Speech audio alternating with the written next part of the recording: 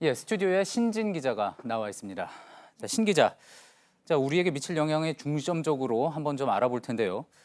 조금 전 이제 출구조사 발표 보면은 아베 총리에게 좀 유리한 결과로 나온 것 같습니다. 물론 이제 끝까지 지켜봐야지 되겠지만, 네. 자, 지금 우리나라와 걸려 있는 가장 첨예한 문제는 아무래도 수출 규제일 텐데 이 선거 결과가 출구조사대로 나온다면은 우리에게는 어떤 영향이 있을까요?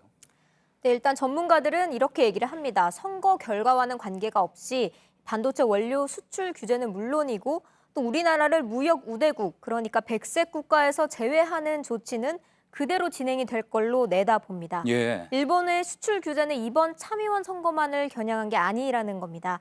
일단 통상 전문가인 송기호 변호사와 통화를 했더니 이렇게 설명을 했습니다. 이 백색 국가 제외 조치는 일본이 주도권을 가지고 한국을 좌지우지하기 위해 필요한 전제이기 때문에 그대로 진행될 것으로 본다라고 했습니다. 그리고 현지에 있는 일본 게이센여대의 이영채 교수는 분위기를 이렇게 전했습니다. 선거와 관계없이 이미 백색 국가에서 빼기로 결론을 내놓고 그에 맞는 논리를 찾고 있는 상황으로 봐야 한다. 이렇게 설명을 했습니다. 예, 그러니까 수출 규제가 참의원 선거만을 위한 게 아니다. 어찌 보면 우리 경제 자체를 견제해서 그런 거다라는 분석인 거군요. 그렇다면은 앞으로도 이런 어떤 식으로든지 간에 이른바 한국 때리기가 계속될 거다 이렇게 볼 수 있겠습니까? 그렇습니다. 아베 총리의 핵심 공약인 이 전쟁할 수 있는 나라, 그러니까 헌법 개정을 위해서라도 한국과의 긴장 관계는 계속해서 필요할 것으로 보입니다. 저희가 취재한 전문가들은 아베 총리의 이른바 한국 때리기가 적어도 올해 말까지는 이어질 것이라고 분석을 했습니다. 예. 그렇다면 지금 당장 현안은 일본이 우리나라를 이제 백색 국가에서 제외하기 위한 행정 절차를 진행하고 있지 않습니까? 그 절차도 계속 진행된다고 봐야지 될까요? 네, 일단 오는 24일 수요일 법을 고치기 위한 의견 수렴이 끝납니다.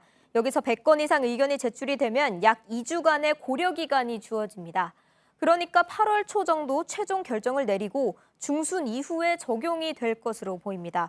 이번 선거에서 최종 결과가 아베 총리에게 유리할 걸로 나올 경우에는 이런 절차도 탄력을 받을 것으로 보이고요.